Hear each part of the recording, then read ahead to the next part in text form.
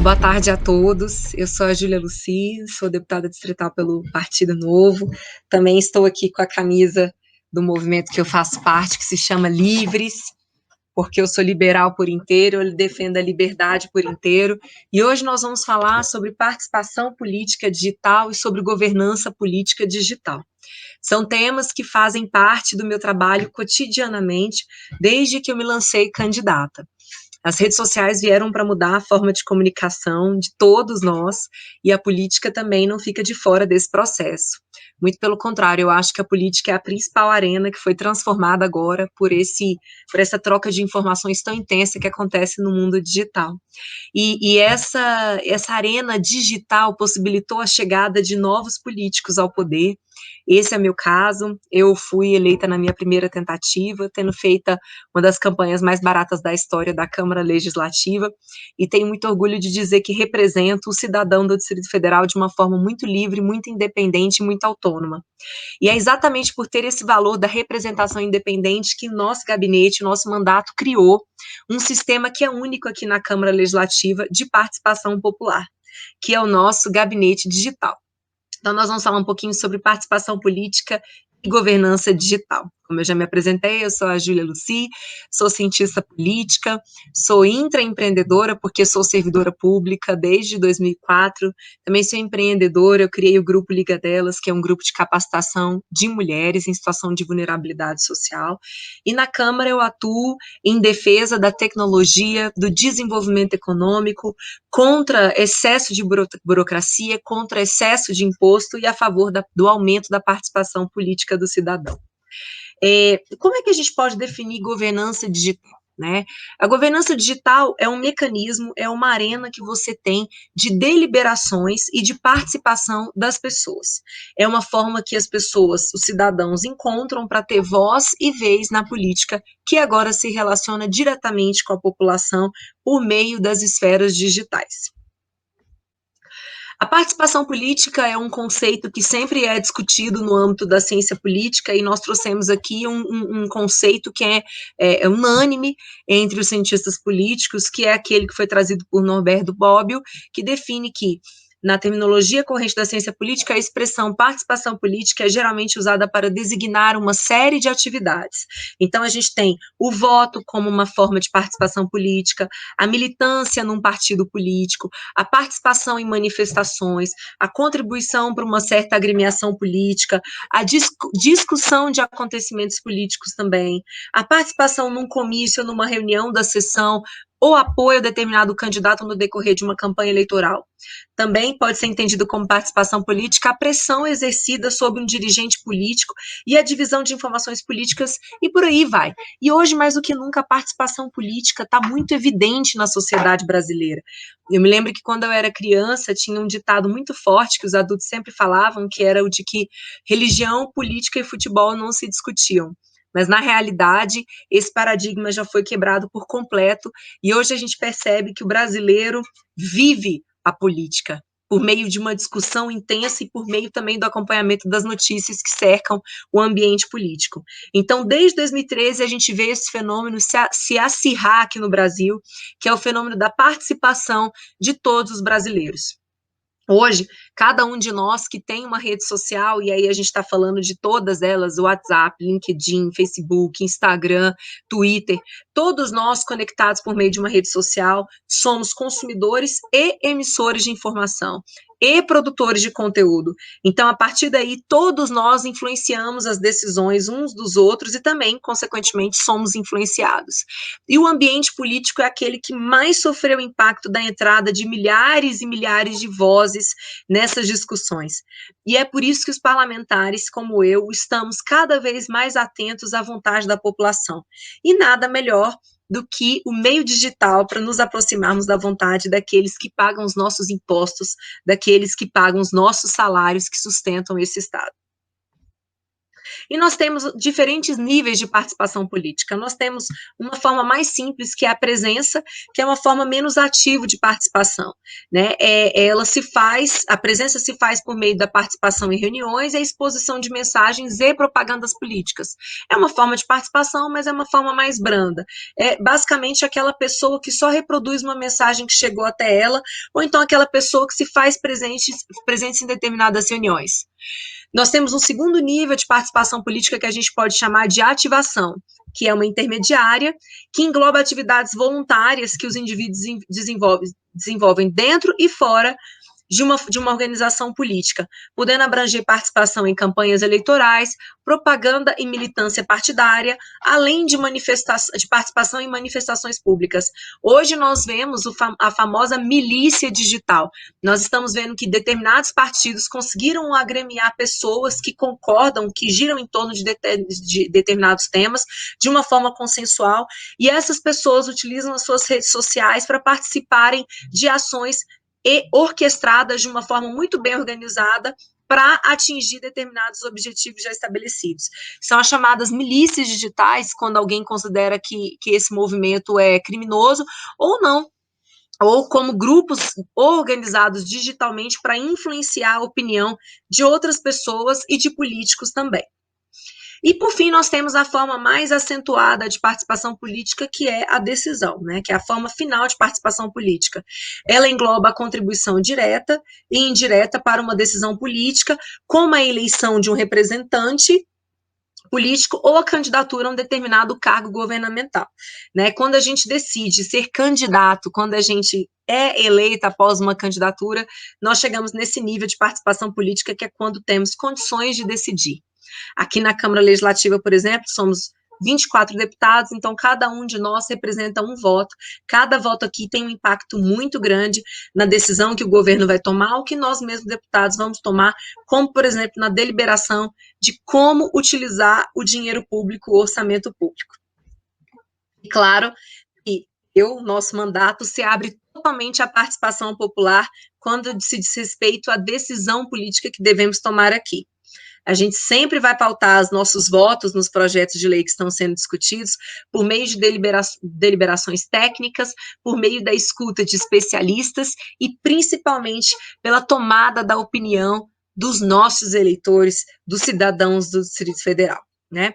E foi por isso que nós criamos no nosso site, nas nossas redes sociais, a nossa chamada democracia digital. A democracia digital é uma das áreas do nosso gabinete digital, que já funcionava antes da pandemia, mas que se acentuou, o trabalho foi acentuado agora em decorrência do combate ao Covid, porque toda a nossa equipe foi deslocada para trabalhar em casa. Então, nós fizemos a organização de todos os nossos processos de trabalho, de modo a continuar trabalhando de uma forma efetiva, de uma forma ativa para atender as demandas da sociedade aqui brasiliense e também para conseguir comunicar com o máximo de pessoas possível, né? Você pode acessar o nosso site www.julialucy.com.br e lá no canto superior direito você vai ter acesso ao nosso gabinete digital, à nossa democracia digital.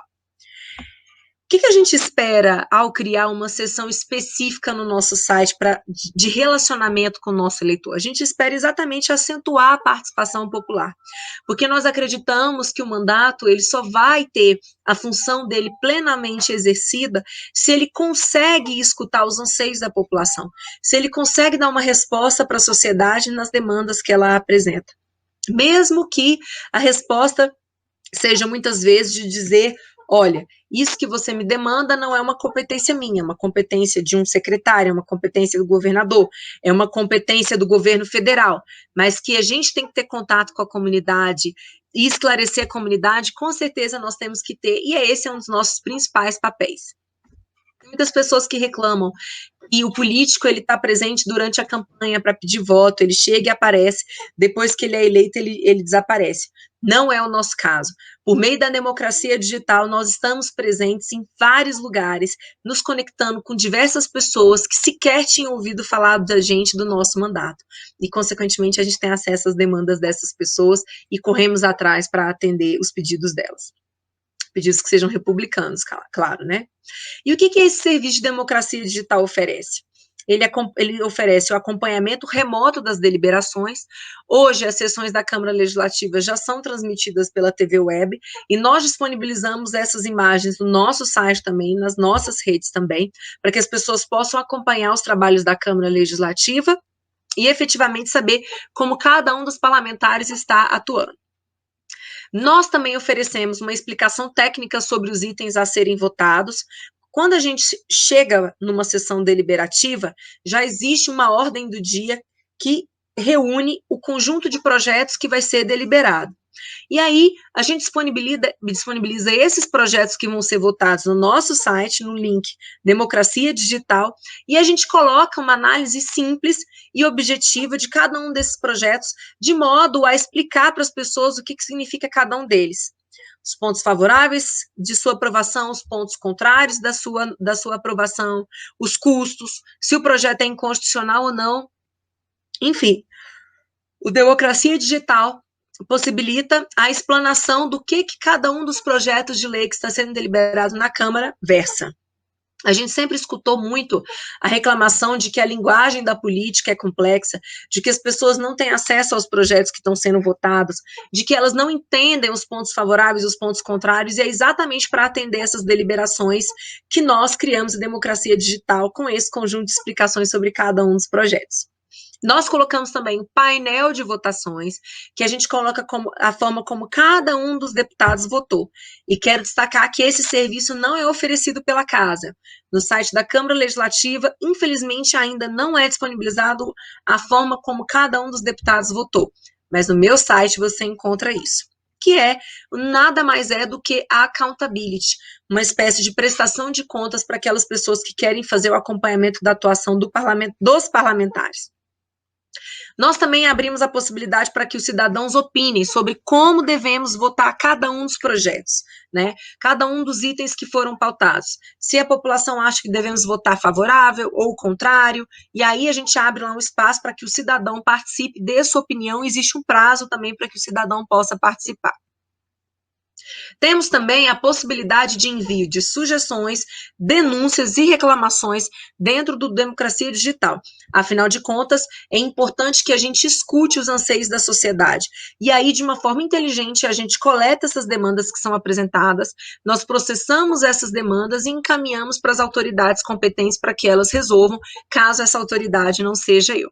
Então, de uma vez por todas, sabemos que nos lares brasilienses, 85% desses lares há acesso à internet. Então, sabemos que, de uma vez por todas, essa ideia de que o político é inacessível, de que o político não está à disposição, ela não pode prosperar mais. Quem precisar falar comigo, quem precisar entrar em contato com o nosso mandato, já sabe, é no www.julialucy.com.br/democracia digital, que você já vai ter acesso a esse conjunto de serviços, que até hoje não foram disponibilizados de uma forma geral na Câmara Legislativa. Esse aqui é o layout do nosso site, vocês podem observar, tem o canto da página digital, da página inicial, o protocolo digital, onde você coloca as suas reclamações, as suas sugestões e as suas críticas, para que a gente possa analisar e processar, a ordem do dia, que é a disponibilização dos projetos que vão ser votados, você pode também acompanhar cada uma das suas solicitações que foi realizada, tá certo? Assim como também acompanhar as sessões estão sendo transmitidas ao vivo. Aqui você, por exemplo, nós temos alguns exemplos de um item, discussão e votação em primeiro turno do projeto de lei número 1193 de 2020, de autoria do Poder Executivo, que altera a lei 6.352 de 7 de agosto de 2019. Então, aqui a gente coloca a minuta do projeto de lei, que é um resumo do projeto que vai ser deliberado, e o nosso parecer, ou uma parte do nosso parecer, para que o nosso eleitor possa direcionar o nosso voto, se gostaria que nós votássemos favorável ou contra. Nós estamos com Democracia Digital funcionando há 3 meses, com todos esses serviços à disposição há 3 meses, embora a maior parte desses serviços já tenha sido disponibilizado por outras formas, como Instagram, Facebook, LinkedIn, há mais tempo, e nós já tivemos mais de 1.110 projetos cadastrados, já devidamente analisados. Essa é a forma que nós encontramos de aproximar o cidadão do nosso mandato. Essa é a forma que nós encontramos para deixar claro que aqui na Câmara Legislativa eu sou a sua servidora, eu sou a sua representante. Eu estou aqui na Câmara Legislativa para servir a população do Distrito Federal de uma forma muito transparente, de uma forma muito honesta. Chega da ideia de que o político se vale da política, se beneficia da política, serve-se da política. Não, o que a gente tem que fazer é mostrar que o político tem que servir por meio da política. Afinal de contas, a política nada mais é do que uma maneira de resolver os problemas da sociedade, uma maneira elegante de resolver os dilemas sociais. Negar a necessidade da política é o mesmo que negar a natureza humana. Negar a necessidade de participar da política é o mesmo que chegar num restaurante, não escolher o prato que se vai comer e pagar uma conta alta no final. Não aceite mais essa ideia de que político não discute, de que você não pode participar da política. Muito pelo contrário, esteja de uma forma ativa participando da política da sua cidade, do seu estado e do seu país. E quando eu digo participando de uma forma ativa, eu não digo apenas estar nas redes sociais, discutindo e fazendo postagens. Eu digo participando de uma campanha política de verdade. A Campus Party hoje está sendo transmitida para diversas cidades brasileiras e nos municípios brasileiros, neste ano de 2020, nós teremos as eleições municipais. Serão escolhidos novos prefeitos e novos vereadores nos mais de 5 mil municípios brasileiros. E se você quiser alterar a realidade da sua região, você precisa participar de uma forma intensa da política. E você pode fazer isso sendo candidato ou apoiando um candidato que você acredite. Eu participei da minha campanha em 2018, foi o processo mais enriquecedor da minha vida, foi o processo que mais me desenvolveu como ser humano, que eu mais coloquei esforços de uma forma muito estratégica e a gente teve sucesso, fomos eleitos a nossa primeira tentativa. E eu me comprometi a relatar a experiência da minha campanha dentro de um livro que eu apresento para vocês, o Manual do Candidato de Primeira Viagem, que está disponível na Amazon. Nesse livro, eu relato toda a estratégia que nós usamos na campanha. A estratégia de rua, que eu classifico como uma estratégia presencial, assim como a estratégia digital, a estratégia que eu utilizei nas redes sociais. Como você faz para estar presente na rua e nas redes sociais ao mesmo tempo? Como você faz para conseguir voluntários para a sua campanha?